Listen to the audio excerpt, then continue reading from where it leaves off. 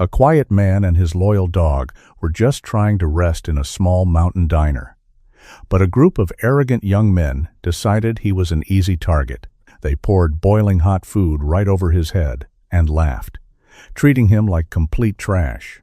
Instead of fighting back, the man calmly wiped his face, paid for his meal, and walked away into a dangerous storm. The bullies thought they had won and felt untouchable. But the mountain had other plans, and they were about to learn a terrifying lesson about who they had just messed with. Before we dive in, let us know in the comments which country you are watching from, and if you love stories that melt your heart, please subscribe to support our channel. The diner sat off a winding 2-lane highway at the base of the Colorado Mountains. It was a small wooden building with faded paint and a neon sign that buzzed constantly against the gray sky. Inside, the smell of old coffee and fried bacon hung thick in the air. Rain had just begun to hit the windows. The drops sounded like tiny pebbles striking the glass. It was a quiet Tuesday afternoon. Only 3 tables were occupied. At a corner booth, away from the front door, sat Larry. He was a man in his early 30s with broad shoulders and a posture that remained perfectly straight even when he relaxed. He wore a faded green canvas jacket and plain denim jeans. His dark hair was cut very short. His eyes, a pale shade of gray, scanned the room every few minutes. He did not do this out of fear. He did it out of habit. Larry was an active-duty Navy SEAL on a brief leave between deployments. He moved with a quiet, controlled purpose. Under the table, resting near Larry's heavy boots, was Max. Max was a large German shepherd with a thick coat of black and tan fur. The dog lay perfectly still on the worn linoleum floor. He did not beg for food. He did not bark at the other customers. Max simply rested his chin on his front paws, his bright brown eyes tracking every movement in the diner. Larry reached down and scratched Max behind the ears. The dog let out a soft breath and closed his eyes. They shared a silent language built over years of rigorous training and survival. They only needed each other. Martha, a waitress in her late 50s with a pink uniform and tired eyes, walked over to their table. She carried a steaming plate of meatloaf and mashed potatoes. She set it down in front of Larry. She smiled and placed a small metal bowl of plain-cooked hamburger meat on the floor for Max. "There you go, sweetheart," Martha said. "And something for your handsome boy." "Thank you, ma'am," Larry said. His voice was deep and calm. Max waited. He looked up at Larry. Larry gave a slight nod. Only then did the German shepherd lower his head and begin to eat. Martha watched them for a moment, her smile widening before she walked back behind the counter to clean some glasses. The peace of the diner shattered 10 minutes later. The loud roar of a high-performance engine cut through the sound of the rain. A bright red sports car slid into the gravel parking lot, throwing rocks against the diner's wooden steps. The car doors swung open. 3 young men stepped out. They wore expensive designer clothes, heavy gold chains, and bright white sneakers that had never touched dirt. They laughed loudly as they pushed the diner door open. The bell above the door rang violently. The leader of the group walked in first. He was in his early 20s, tall and thin, with styled blonde hair and a mocking grin. He looked around the small diner like he owned the entire mountain range. He looked at the worn floor and wrinkled his nose in disgust. The other 2 men followed him closely, copying his every move. "Smells like cheap grease and wet dog in here," the blonde leader announced to the room. Martha wiped her hands on her apron and stepped forward.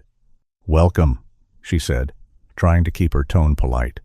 "Have a seat wherever you like." The group ignored her. They walked over to the center of the diner and slid into the largest booth. They immediately started banging their hands on the table, demanding menus and drinks. They spoke over each other, using foul words, but stopping just short of anything that would get them thrown out immediately. Martha hurried to bring them water and take their orders. They ordered 3 plates of hot chili and fries, treating the older woman like a servant rather than a person. Larry did not look up from his meal. He took a bite of his meatloaf. He felt Max shift under the table. The dog's ears had pinned back slightly.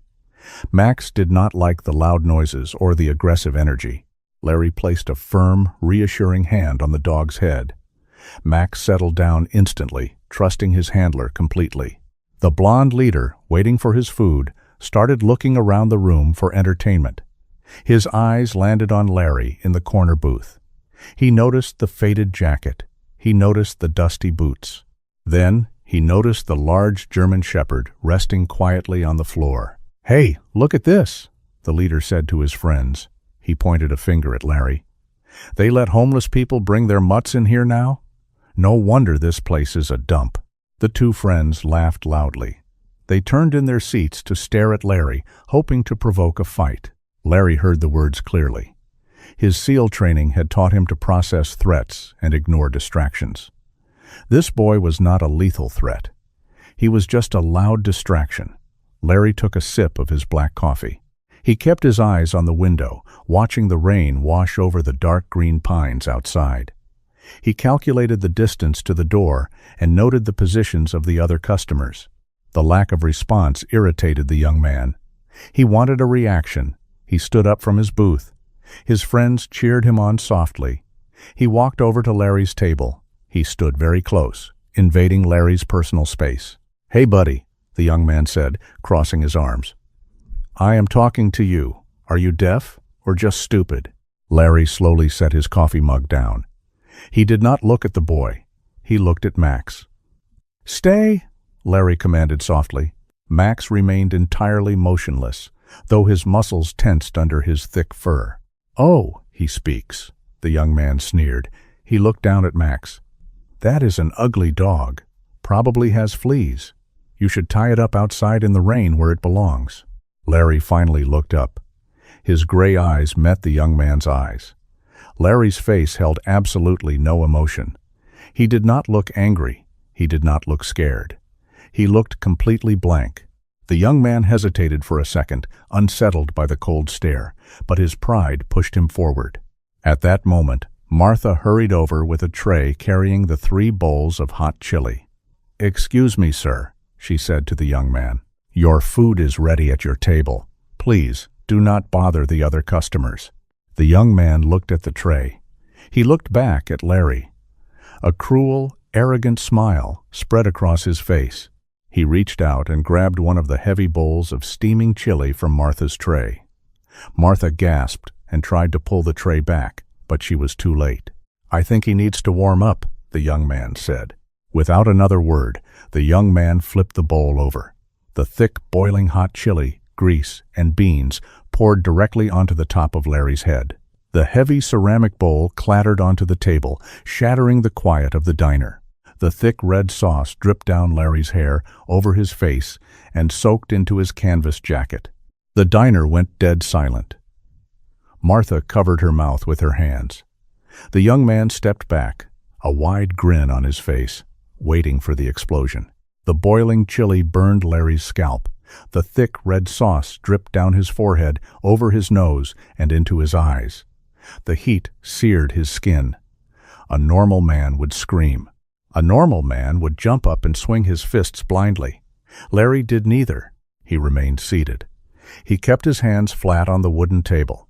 He blinked the grease out of his eyes. The blonde leader threw his head back and laughed. His 2 friends joined him. Their laughter echoed in the small diner. "Look at him," the leader said. "He does not even move, just a pathetic piece of trash." Under the table, Max let out a low, rumbling growl. The sound vibrated against the floorboards. The dog bared his teeth. His muscles bunched together, ready to launch forward and tear the young man apart. Max knew his handler was under attack.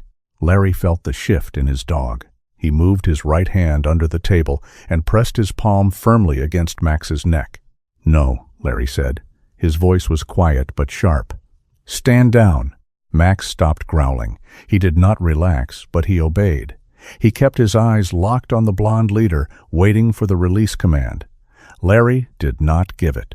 In his mind, Larry ran through his training. The situation required rapid assessment. 3 targets, unarmed but unpredictable. Narrow space, civilian presence. Martha stood only a few feet away. Two older men sat at the counter. If Larry engaged, the fight would last less than 10 seconds. He could break their bones. He could neutralize them effortlessly. But a fight here meant broken glass, overturned tables, and panic. Martha could get hurt. The police would arrive. Max might be labeled a dangerous animal. The cost was too high. The threat was not lethal. It was only an insult. A Navy SEAL does not fight for pride. He fights for survival. Martha rushed forward with a damp towel. Tears filled her eyes. "Oh my God, I am so sorry," she said. "Sir, please let me help you." The young man blocked her path. He pushed his hand out. "Back off, old lady. He deserved it. Bringing a dirty animal into a restaurant." Larry finally stood up. He rose slowly. At 6 feet 2 inches, he towered over the blonde leader. The young man took a half-step back, his confidence wavering for a fraction of a second. Larry's face remained entirely blank. He did not clench his fists. He did not puff out his chest. He simply stood there, chili dripping from his chin onto his canvas jacket. The silence in the diner stretched tight. The two friends stopped laughing. They waited for the punch. They prepared to jump in. Larry did not punch anyone. He stepped around the young man. He walked past the three thugs without brushing their shoulders. He moved to the counter and took a thick stack of paper napkins from the dispenser. He wiped his eyes first. Then he wiped his face. He scrubbed the grease off his neck. He wiped the worst of the mess from his jacket and dropped the soiled napkins into a nearby trash can. The young man regained his courage. He smirked. "That is right. Clean yourself up and get out. You do not belong here." Larry ignored him. He reached into his pocket and pulled out a $20 bill. He placed it on the counter near Martha. "Keep the change, ma'am," Larry said. "The meatloaf was good." Martha looked at the money, then at Larry. "You do not have to pay for that, sir," she whispered. "Those boys, they are awful." "It is fine," Larry said. He turned his head and looked at the floor. "Heel." Max stood up instantly. He moved to Larry's left side, his shoulder touching Larry's leg. They walked toward the front door together. The thugs parted to let them pass. The blonde leader sneered and muttered another insult under his breath. Larry pushed the heavy glass door open and stepped out into the rain. Inside the diner, the young men cheered. They slapped each other on the back, celebrating their victory over the quiet stranger. They sat back down in their booth, ordering their food from Martha in loud, demanding voices. They felt invincible. Outside, the cold rain hit Larry's face. The temperature had dropped 10 degrees in the last 20 minutes. The sky above the mountain peaks had turned a bruised, dark purple. Thick fog rolled down the steep slopes, swallowing the tops of the pine trees. Larry did not feel the lingering sting of the hot chili. He felt the shift in the air pressure. He smelled the metallic scent of heavy, dangerous weather. This was not a passing afternoon shower. This was a massive front colliding with the mountain range. He walked Max to the edge of the parking lot, away from the building. He crouched down and used his remaining clean napkin to wipe the rain from the dog's face. Max licked Larry's hand. "Good boy," Larry said softly. "You did good." The diner door banged open. The three young men walked out, carrying to-go cups of coffee. They laughed and pointed at Larry as they jogged to their bright red sports car.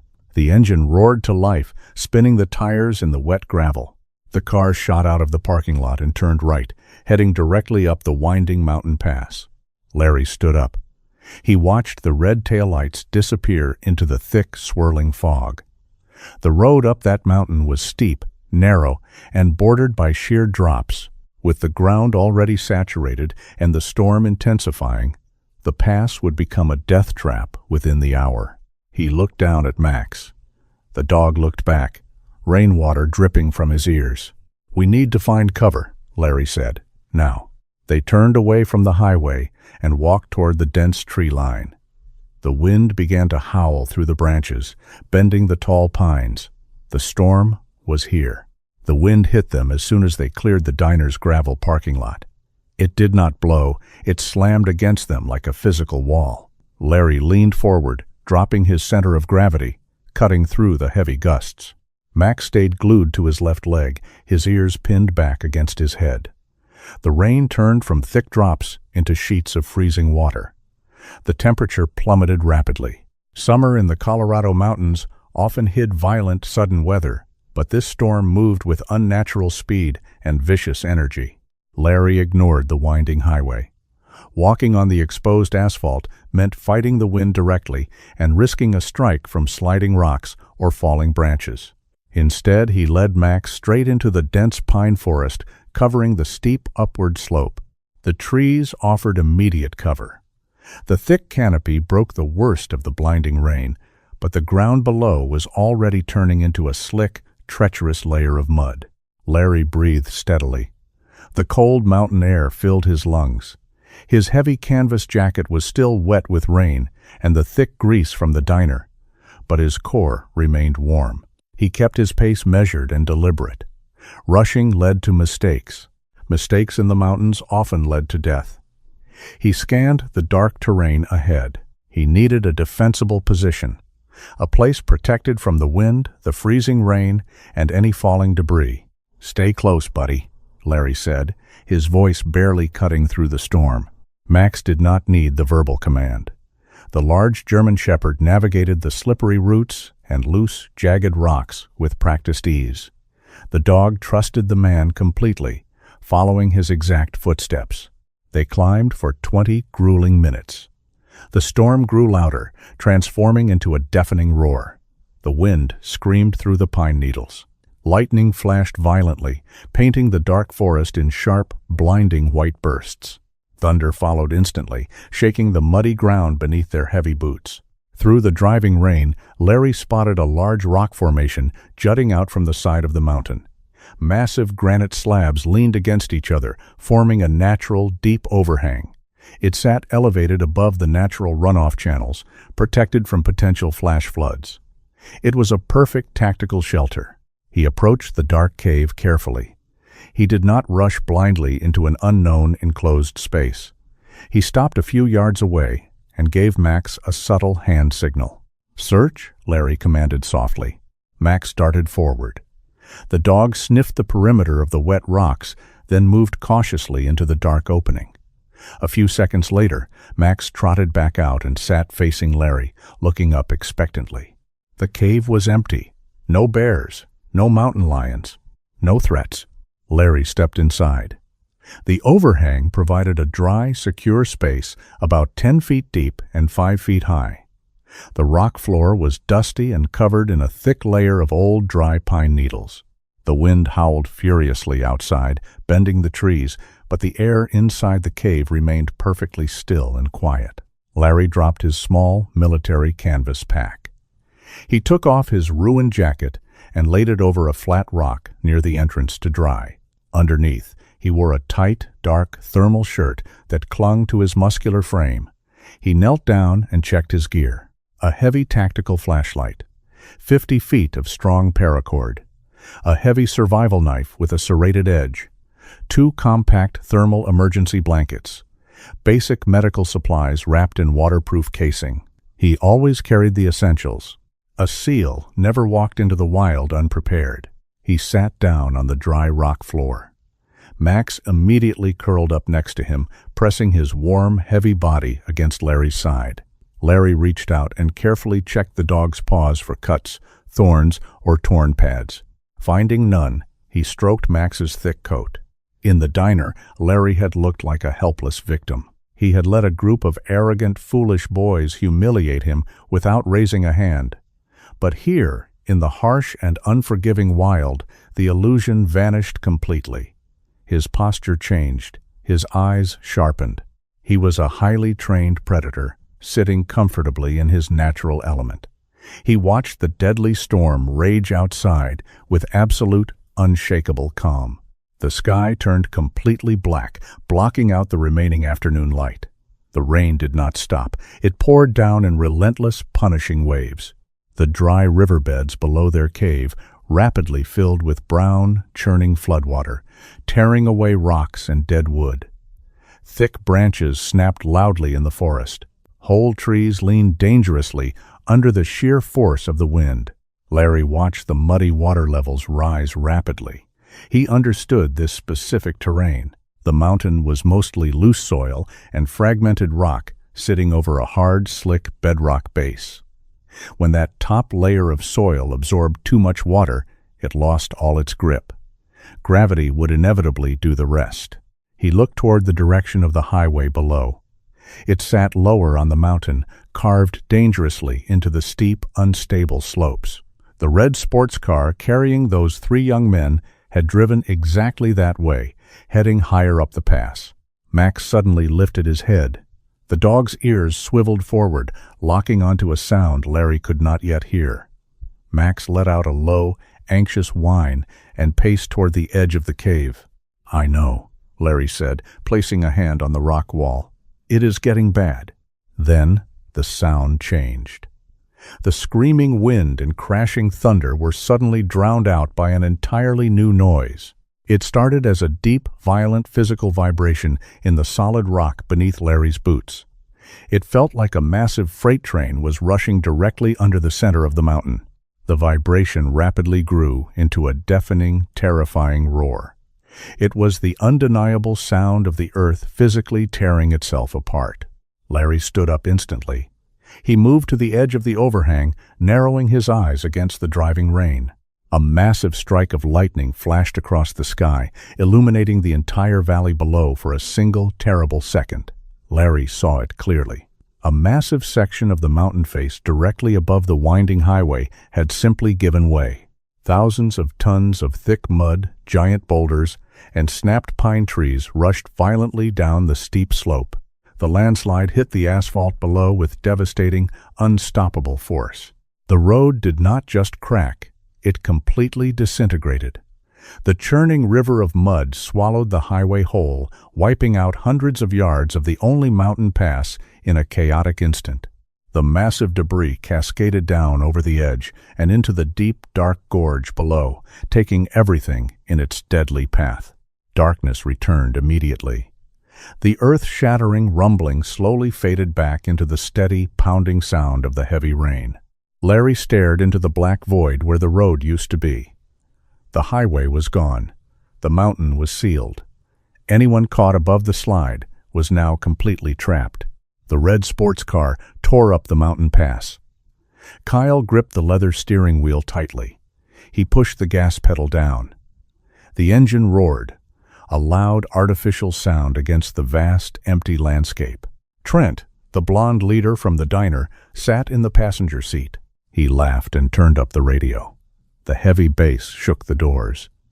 In the back seat sat Brad, a stocky young man who always followed Trent. They felt powerful. They had humiliated a grown man and his dog without facing any consequences. The world belonged to them. Then the storm arrived. It did not start slowly. The black clouds swallowed the afternoon sun in seconds. Rain hit the windshield like handfuls of gravel. Kyle turned the wipers to their highest speed, but they could not clear the water fast enough. The steep, winding road became a blur of gray asphalt and dark green pine trees. The temperature dropped sharply. Fog rolled across the hood, cutting visibility down to 0. "Slow down, man," Brad said from the back seat. His voice cracked slightly. "I got this," Kyle replied, though his hands shook on the wheel. "These tires grip anything." Trent turned around and glared at Brad. "Stop whining. It is just a little rain. We will be at the cabin in 20 minutes. Then we can start the party." Lightning struck close by. The flash blinded them. Thunder exploded immediately after, shaking the small car. The radio signal died, replaced by harsh, loud static. Trent reached over and snapped the radio off. The sudden silence inside the cabin made the roar of the storm outside seem much louder. The road began to change. Water did not just flow across the asphalt. Thick, brown mud mixed with small rocks washed down from the steep slope on their left. The low clearance of the sports car became a serious problem. The expensive tires, designed for dry highways, lost traction on the slippery mud. The rear end of the car slid sideways. "Hey, watch it!" Trent shouted, grabbing the door handle. Kyle pumped the brakes. The car jerked and spun slightly before straightening out. "The mud is getting thick," Kyle said. His arrogance was completely gone. "Maybe we should turn around." "We cannot turn around here," Trent argued. "The road is too narrow. Just keep moving. Push through it." Kyle pressed the gas pedal again. The tires spun uselessly for a second before catching. The car crawled forward. The rain pounded relentlessly on the metal roof. Then the mountain moved. They did not see the landslide coming. They only heard the sound. A deep, terrifying vibration rattled the car windows. It sounded like an explosion deep underground. Kyle hit the brakes hard. The car slid to a stop. "What is that?" Brad cried out, pressing his face against the side window. A massive wall of earth, boulders, and snapped trees detached from the cliff above them. It cascaded down the slope with unstoppable force. The landslide hit the road 50 yards ahead of them. The impact shattered the asphalt. The churning river of mud swallowed the highway completely.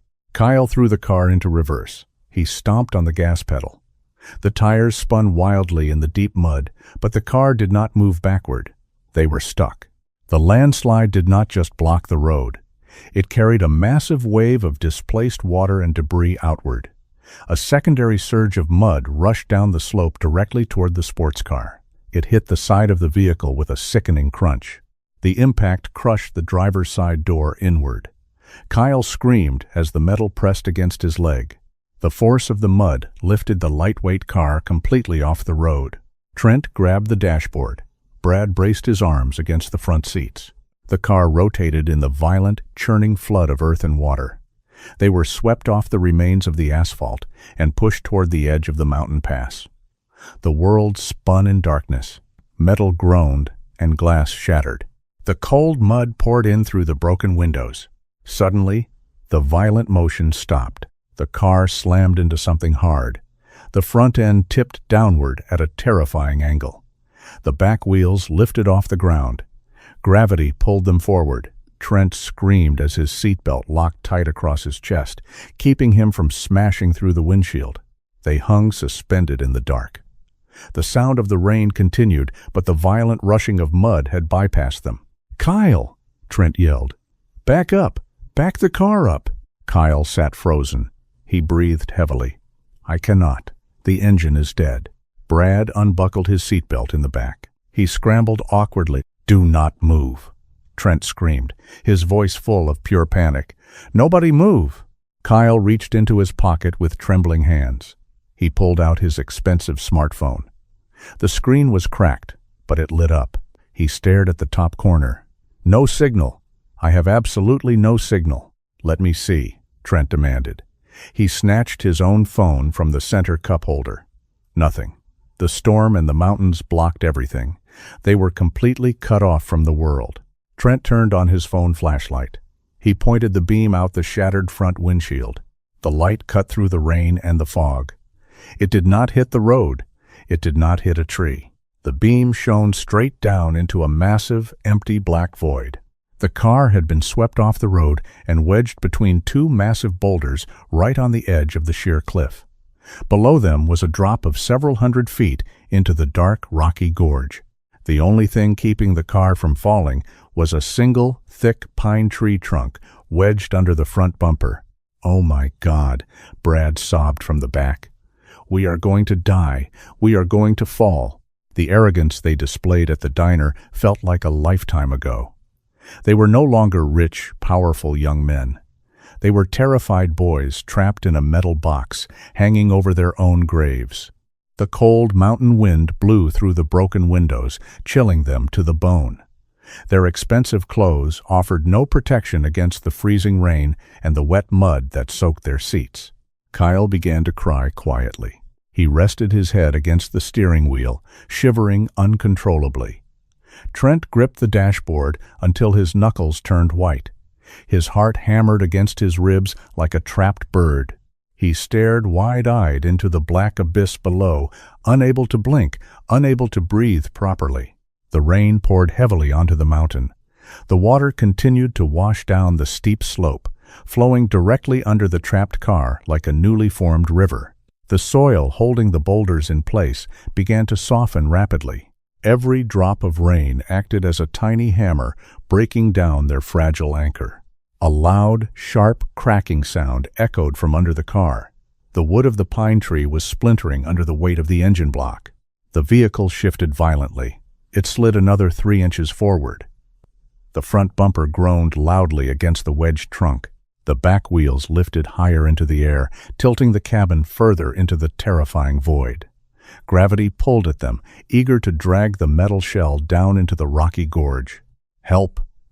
Trent screamed out the broken window into the pitch-black darkness, his voice tearing his throat. "Somebody please help us!" The howling wind swallowed his words completely. There was no one to hear him.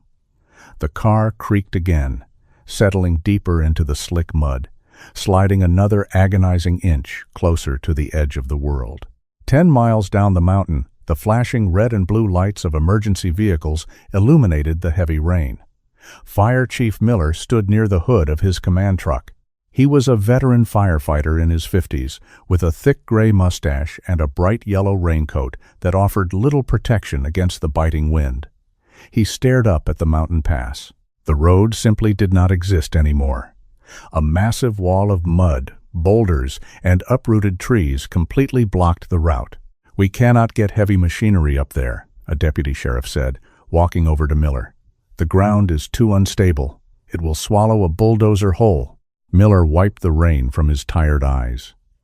"We have reports of at least 3 vehicles heading up that pass before the storm hit. If they got caught in that slide, they are gone. If they are trapped above it, they have no way out." "Do we send a foot team?" the deputy asked. Miller shook his head. "No, it is suicide in the dark. The mud is sliding everywhere.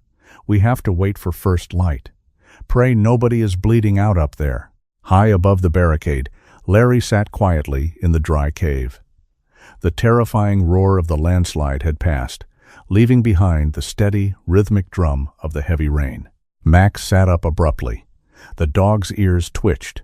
He turned his head toward the dark entrance of the cave and let out a sharp whine. Larry watched the dog closely. "What is it?"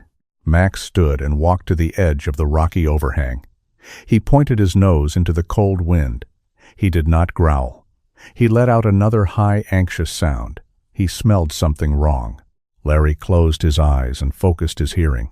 The wind howled through the pines, the rain crashed against the rocks. But beneath the chaos of the storm, he heard a faint, unnatural sound. It sounded like metal groaning against solid rock. It was distant, but it definitely did not belong in the wild forest. Larry opened his eyes. He grabbed his canvas pack. He took out his tactical flashlight and secured it to a strap on his chest. He grabbed the coil of heavy paracord and hooked it securely to his belt. He did not put his wet jacket back on. The tight thermal shirt would dry faster and keep his arms completely mobile. "Let us go," Larry said. Max did not hesitate. The dog bounded out into the freezing rain. Larry followed close behind. The forest had transformed into a nightmare. The ground was no longer solid earth. It was a slick, moving layer of deep mud. Every single step required absolute focus. Larry used his heavy boots to dig into the exposed tree roots. The wind pushed against his chest, trying to knock him backward down the steep slope. His muscles burned with the effort of fighting the mountain, but his breathing remained steady. Max took the lead. The large German shepherd moved with incredible agility. His 4 paws found grip where Larry's boots slipped. Max kept his nose low to the ground. The heavy rain washed away most scents instantly, but the dog did not rely solely on smell. He read the changing air currents. He listened to the subtle shifts in the environment. Larry kept his flashlight beam pointed low. The light cut through the fog and rain, revealing a chaotic maze of snapped branches and jagged rocks. He trusted the dog entirely. In the military, Max was not a pet. He was a highly trained operative. He could find hidden explosives buried deep in a desert. He could track a fugitive through a dense jungle. Finding a scent in a mountain storm was difficult, But it was not impossible. They moved parallel to the deep gorge. Larry knew the landslide had taken out the road directly below them. If someone had been on that road, they were either buried deep under tons of rock or swept completely off the edge. The metallic groaning sound grew slightly louder. It came in short, painful bursts. Max suddenly stopped. He sneezed violently, trying to clear his wet nose. The wind shifted slightly, blowing directly up from the bottom of the gorge. Max caught the scent. It was a sharp, chemical smell. Gasoline, hot engine oil, and underneath that, the unmistakable, metallic scent of fresh blood. Max let out a loud, sharp bark. He turned sharply to the left and began to run through the thick mud, heading directly toward the sheer drop of the cliff. "Slow down," Larry commanded. Max slowed his pace, but he did not stop. He navigated around a massive boulder and stopped at the very edge of the tree line. Beyond the trees lay a narrow strip of loose mud, and then nothing but the black, empty void of the gorge. Larry caught up to the dog. He dropped immediately to his knees. Standing near an unstable edge in the dark was a fatal mistake. He crawled forward on his stomach, distributing his weight evenly across the slick mud. The rain pounded heavily against his back. The cold seeped through his thermal shirt, but his focus remained absolute. He reached the edge. He peered over the precipice. Max stood beside him, barking loudly into the darkness. The dog dug his front paws frantically into the mud, trying to get closer to the source of the scent. Larry unclipped the flashlight from his chest strap. He held it out over the edge and turned it on. The powerful beam cut through the heavy rain and thick fog. The light illuminated a terrifying scene. 10 feet down, a bright red sports car hung vertically over the gorge. The rear wheels pointed straight up toward the sky. The front end was wedged tightly between two massive, sharp boulders. A single, splintered pine tree trunk was the only thing stopping the metal box from plunging hundreds of feet into the rocky river below. The car was crushed on one side. The windows were completely shattered. Larry moved the light across the interior of the car. He saw movement, pale hands pressing against the broken glass. He saw 3 figures trapped inside the metal shell. He recognized the car instantly. It was the same red sports car from the diner parking lot. Inside were the 3 young men who had poured boiling chili on his head just a few hours ago. A loud crack echoed from below. The splintered pine tree gave way just a little bit more. The car slid another inch toward the abyss. A terrified scream erupted from inside the vehicle, tearing through the sound of the storm. Larry did not smile. He did not feel a sense of justice or revenge. He only saw a mission. He only saw lives that needed saving. He clicked off the flashlight and pushed himself backward, away from the crumbling edge. He looked at Max. "We have to go down," Larry said. Larry stepped back from the crumbling edge of the cliff. He did not let the panic of the 3 boys infect his mind. Panic meant death in the field. He took a deep breath of the freezing mountain air and let his training take over. The environment was hostile. The target was unstable. The timeline was critical. He needed a solid anchor point immediately. He scanned the tree line behind the muddy gap. About 20 feet back from the precipice stood a massive pine tree. Its trunk was thick and deeply rooted into the solid bedrock, completely untouched by the recent landslide. It was the only secure anchor available in the immediate area. He walked quickly to the tree. He dropped his canvas pack onto the wet ground and unzipped the main compartment. He pulled out his coil of heavy military paracord. 50 feet would barely be enough to reach the car and provide a working line, but it had to do. He also pulled out a pair of black tactical gloves with reinforced hard knuckles. He slipped them onto his hands and pulled the Velcro straps tight. Max stood nearby. His fur was soaked and flattened by the relentless rain. The dog watched Larry with intense focus. Max knew the routine. He knew his handler was preparing for a dangerous drop. "Hold the perimeter," Larry commanded. "Do not come near the edge."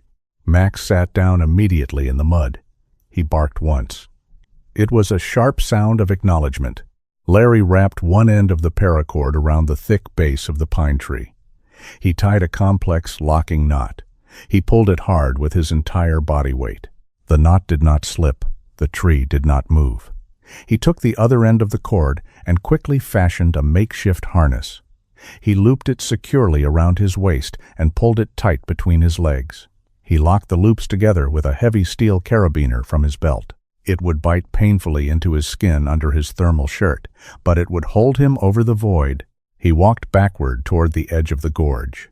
The rope uncoiled smoothly through his gloved hands. The storm raged around him. The wind tried to push him off balance, but he kept his stance wide and his center of gravity low. He reached the lip of the cliff. He looked down into the black darkness. The red sports car hung exactly where he left it. The headlights were dead. The only light came from the interior dome bulb. It cast a weak, yellow glow on the terrified faces pressed against the cracked windows. Larry turned around so his back faced the drop. He gripped the wet rope tightly with both hands. He stepped backward over the edge. His heavy boots hit the slick, vertical rock face. The mud instantly coated the soles of his shoes. Every step became treacherous. He leaned back, putting his full weight onto the thin paracord. The rope groaned loudly. It pulled taut against the massive pine tree above. The anchor held. Larry began his descent. He moved methodically. Step, feed the rope. Step, feed the rope. He did not look down at the hundreds of feet of empty space below him. He kept his eyes on the rock face directly in front of his boots. The freezing rain washed over his head and shoulders, blinding him, but he blinked the water away. He dropped 10 feet, then 12 feet. He was now level with the rear bumper of the hanging car. He needed to get onto the vehicle without adding too much sudden kinetic energy. The car balanced on a single, splintering tree trunk. A harsh impact would send it plummeting immediately. He pushed off the rock wall slightly and swung his body over the back of the car. He lowered himself gently until his boots touched the metal trunk. The car groaned loudly. The metal creaked under the added 200 pounds of his weight. Inside the cabin, the 3 young men screamed in fresh terror. The vehicle shifted downward half an inch. Larry froze. He kept his weight perfectly distributed.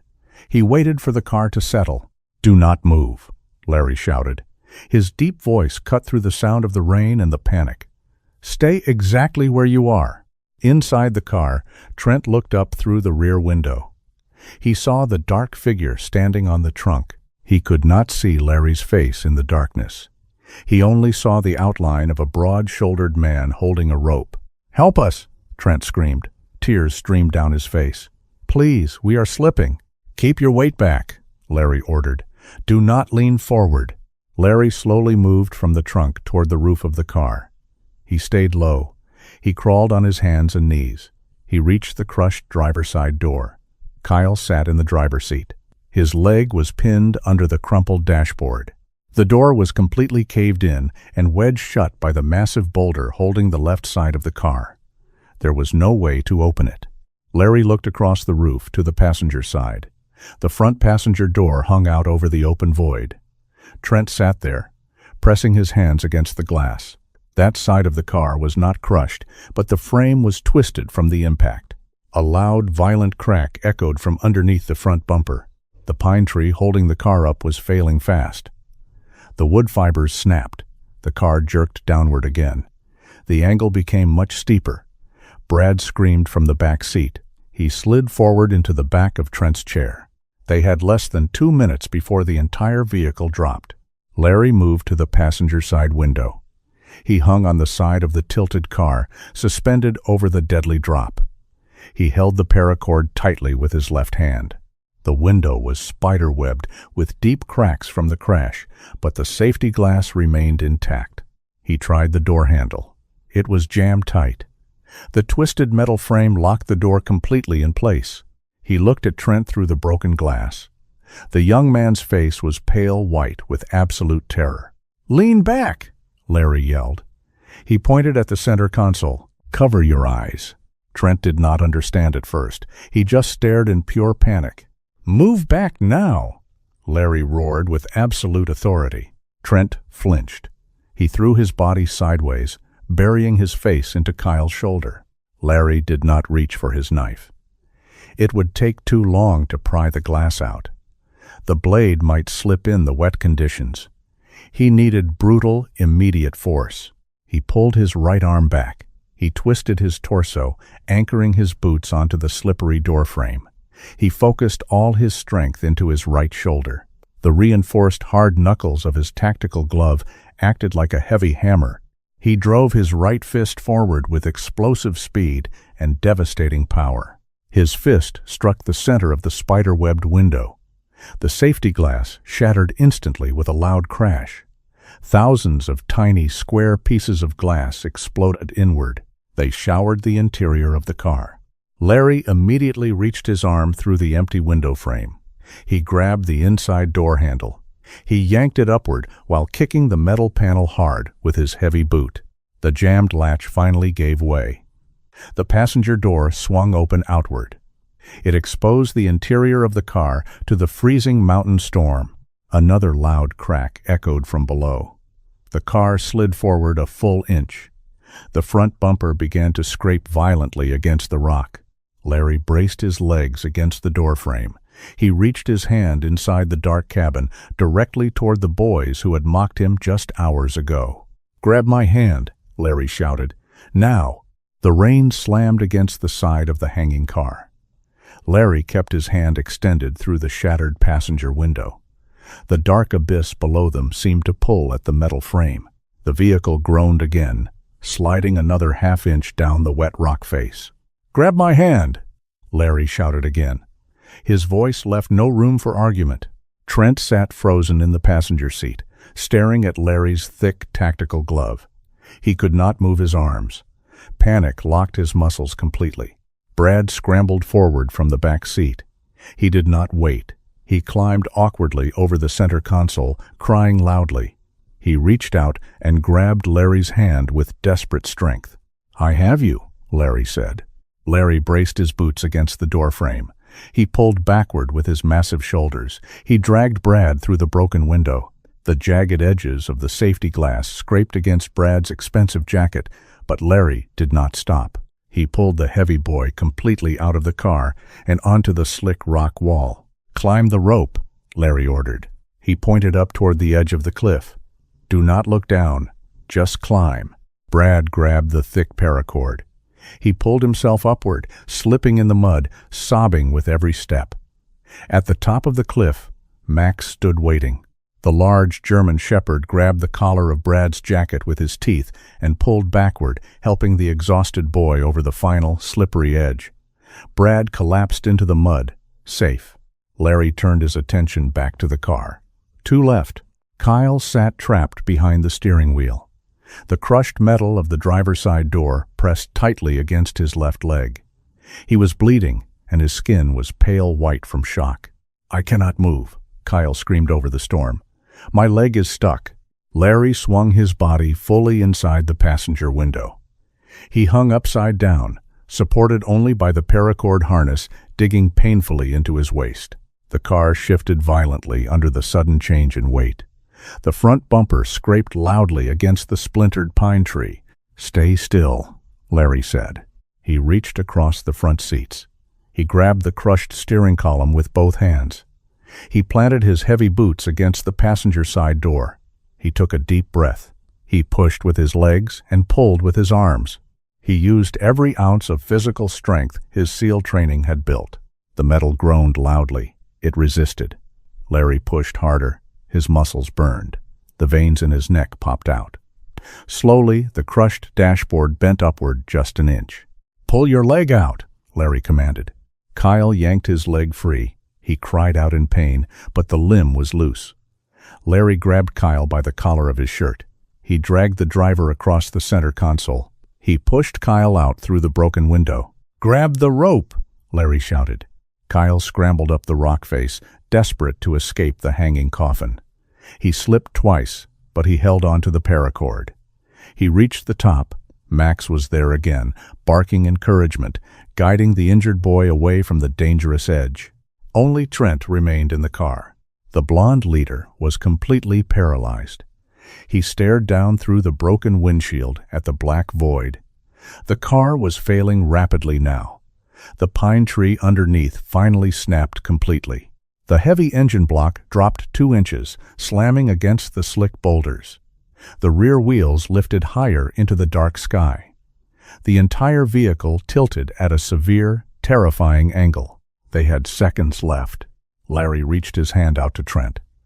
"Look at me," Larry said. Trent slowly turned his head. His arrogant face was gone. He looked like a terrified child. Tears mixed with the freezing rain on his cheeks. "Take my hand," Larry said. His voice was perfectly calm. It anchored Trent in the chaos. Trent reached out slowly. His fingers trembled wildly. He gripped Larry's tactical glove. Larry pulled hard. He dragged Trent out of the passenger seat just as the massive boulders holding the front of the car finally gave way. The red sports car broke free from the cliff. It plummeted into the darkness. A few seconds later, a distant, violent crash echoed from the bottom of the rocky gorge. Trent screamed as the car disappeared. He dangled in the air, supported only by Larry's iron grip. Larry hung from his paracord harness, his boots planted firmly against the muddy rock face. The sheer weight of the 2 men pulled the rope tight against the anchor tree above. "Hold on," Larry grunted. Larry pulled Trent upward. He guided the trembling boy's hands onto the paracord. "Climb," Larry ordered. Trent climbed. He scrambled up the slippery rock face with frantic energy. Larry followed closely behind him, pushing Trent upward whenever the boy's boots lost their grip in the mud. They reached the top of the cliff together. They rolled over the edge and collapsed onto the solid ground. The freezing rain continued to pour. Brad and Kyle huddled together near the base of the massive pine tree. Max sat beside them, his large body blocking the worst of the wind. Larry sat up slowly. He unclipped the heavy carabiner from his waist. He took off his tactical gloves and shoved them into his pocket. His breathing was heavy, but his movements remained controlled. He stood up and walked over to his canvas pack. He pulled out the 2 thermal emergency blankets. He walked over to the shivering boys. He tossed one blanket to Brad and Kyle. He handed the second blanket directly to Trent. Trent took the silver blanket with shaking hands. He wrapped it tightly around his shoulders. He looked up at the man who had just pulled him from the edge of death. Larry clicked on his tactical flashlight. The bright beam cut through the darkness. The light caught Larry's face. The heavy rain washed the last traces of dirt from his skin. Trent stared at the broad shoulders, the short, dark hair, and the pale gray eyes. He recognized the faded green canvas jacket lying on a nearby rock. He recognized the large German shepherd sitting quietly in the mud. The realization hit Trent like a physical blow to the chest. This was the man from the diner. This was the quiet, homeless-looking man they had mocked and humiliated just a few hours ago. This was the man whose head Trent had poured boiling hot chili onto. Trent's mouth fell open. He tried to speak, but no words came out. The overwhelming weight of his own arrogance crushed him. The man he had treated like absolute trash had just risked his own life to save them. Trent dropped to his knees in the cold mud. He buried his face in his hands. He broke down completely. He sobbed loudly, a deep, ugly sound of pure shame and regret. He cried because he was alive, and he cried because he finally understood what true strength really looked like. Larry did not say a word. He simply turned away, walked over to Max, and patted the dog on the head. The storm finally broke just before dawn. The heavy rain slowed to a light drizzle and then stopped completely. The thick black clouds parted, revealing a pale gray morning sky. The wind died down, leaving an eerie silence in the ruined mountain forest. The violent roar of the storm was replaced by the steady sound of water dripping from the pine branches. Larry stood near the edge of the cliff. He watched the first light of the morning touch the jagged peaks. He had not slept. He had spent the entire night watching the perimeter and tending to a small, contained fire he built under the rock, overhang using dry pine needles and dead branches. The fire provided enough heat to keep the 3 young men from freezing in their wet clothes. Max lay near the fire. The large German shepherd rested his head on his paws, but his eyes remained open, watching the surrounding woods. Trent, Kyle, and Brad sat huddled tightly in their silver thermal blankets. They did not speak. They did not sleep. The trauma of the night weighed heavily on them. Every time they closed their eyes, they felt the red sports car sliding toward the dark void. They felt the cold mud. They remembered the absolute certainty that they were going to die. And they remembered the man who pulled them back. The sound of heavy diesel engines broke the morning silence. It came from the road below, past the massive landslide. Larry kicked dirt over the small fire, extinguishing it completely. "They are here," he said. 15 minutes later, the first members of the search and rescue team broke through the tree line. Fire Chief Miller led the group. He was a veteran firefighter with a thick gray mustache. He wore a bright yellow jacket covered in mud. Behind him was Sarah, a young paramedic with short brown hair, carrying a heavy green medical bag. 2 sheriff deputies followed closely behind them, carrying thick ropes and rescue baskets. Miller stopped when he saw the group. He looked at the 3 boys shivering in the thermal blankets. Then he looked past them. He saw the sheer drop of the cliff. He saw the deep mud and the snapped pine tree. He saw the heavy paracord tied to the massive anchor tree, leading directly to the edge of the void. Miller took off his helmet. He let out a long breath. "You boys are incredibly lucky," he said. "We found the slide blocking the highway. We saw the tire tracks going into the mud. We thought we were coming up here to recover bodies." Sarah rushed forward. She dropped her medical bag next to Kyle. She quickly examined his crushed leg, wrapping it in a thick bandage and applying a splint. "His leg is broken, but he has good circulation. He is going to make it," she reported to Miller. Miller walked over to the edge of the cliff. He looked down into the gorge. He saw nothing but jagged rocks hundreds of feet below. He turned back to look at the thick paracord and the precise locking knot tied to the tree. "Did you boys rig this?" Miller asked, pointing at the rope. Trent shook his head slowly. He pulled the thermal blanket tighter around his shoulders. He looked up at Miller with hollow, exhausted eyes. He pointed a trembling finger at Larry. "He did it," Trent whispered. "We were trapped in the car. It was hanging off the edge. He climbed down in the dark, in the middle of the storm. He pulled us out just before the car fell." Miller turned to look at Larry.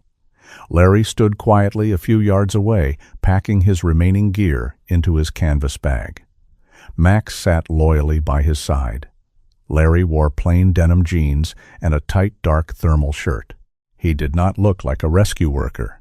He did not look like a mountain guide. "Sir," Miller said, walking toward Larry, "I have been doing mountain rescue for 30 years. Doing a blind drop over a wet rock face with nothing but a 50-foot paracord is practically impossible. It is a death sentence. How did you manage to pull 3 grown men out of a hanging vehicle by yourself?" Larry slung his canvas pack over his shoulder. He looked at the older firefighter. "The situation required immediate action. I had an anchor point, I had a line, I executed the extraction." His voice was calm, deep, and completely devoid of ego. It was a simple statement of fact. Trent stood up slowly. His legs shook, but he forced himself to walk toward Larry. The young man stopped a few feet away. He did not have his expensive car. His designer clothes were ruined and covered in mud. His arrogant pride was completely shattered. He looked at the quiet man standing before him. He thought about the diner. He thought about the boiling chili. He thought about his own cruel words. Trent dropped to his knees in the mud.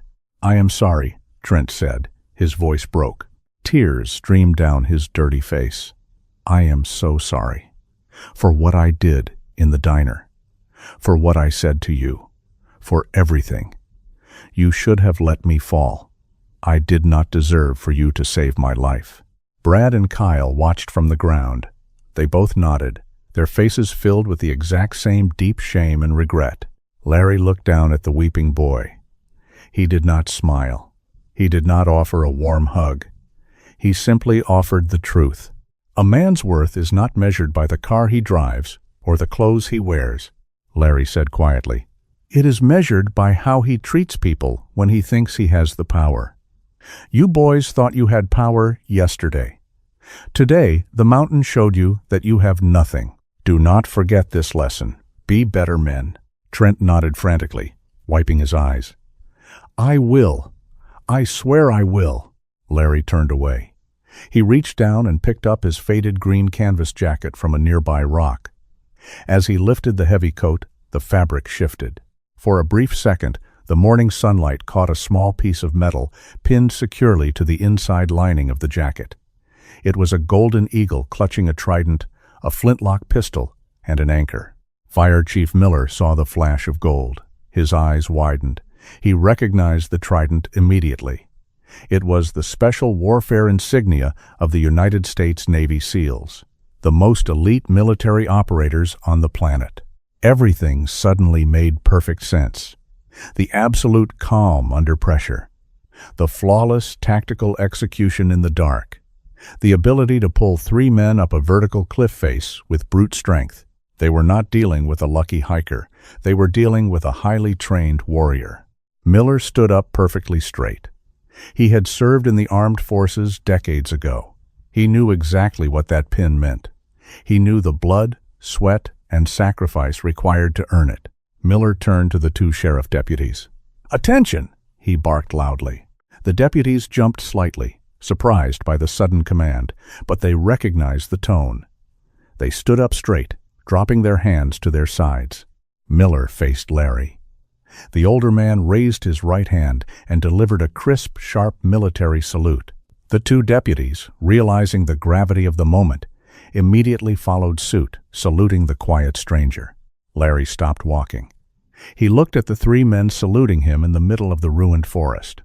For the first time since the diner, the blank expression on his face broke. He gave a small, respectful nod.